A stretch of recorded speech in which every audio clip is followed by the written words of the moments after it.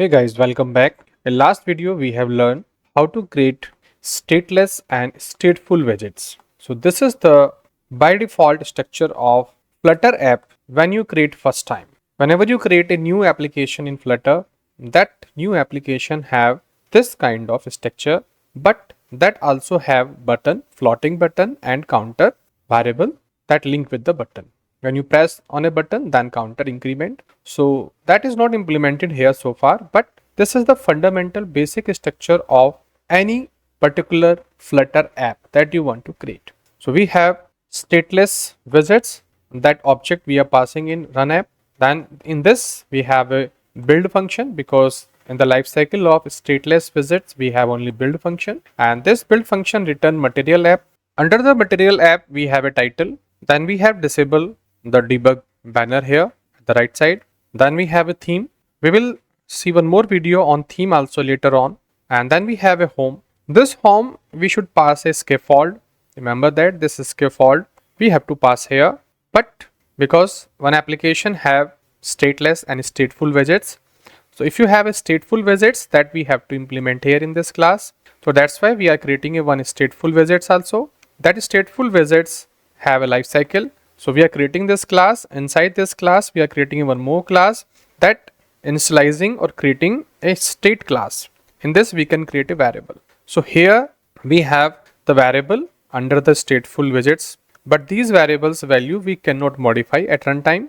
But the variable which we are going to create under this class, that value we can change with the help of setState function. How we will do that we will see later on. So here is the structure. Now in this video we are going to understand more about this text widgets. In the previous video we have learned multiple times the text widgets, but here we want to learn more about this. So here now we have the example. This is stateless widgets example. So now I change this. I say text with style. So we are going to use a style here, and then under this more properties are there. After that we have a style. Then we use text style like this. Under this I can say font family. I can change font family also. So I can say Times New Roman if it is there.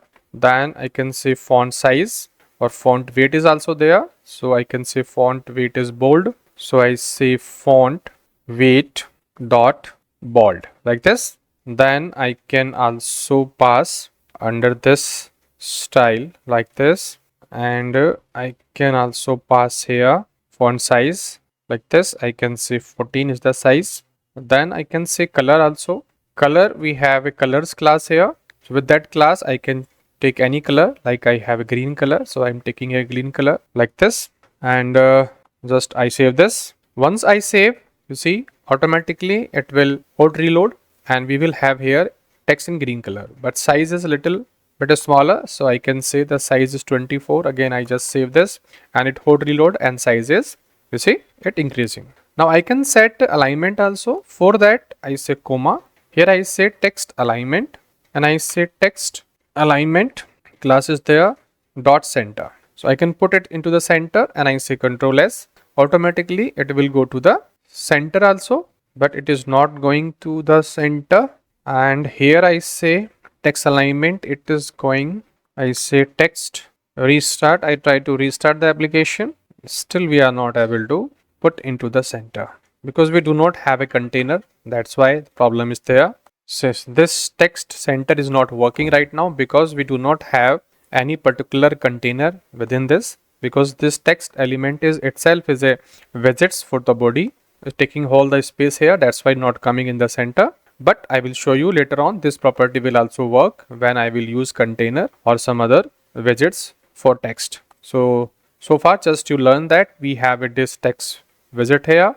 Under the text widget we have a style, we have a text alignment, and we have all these color, font size, font weight, font family. We can pass these type of information to the text widget. So that's all here in this video. In next video I will also show how to use button in Flutter. So if you like it, please do subscribe. Thank you for watching this.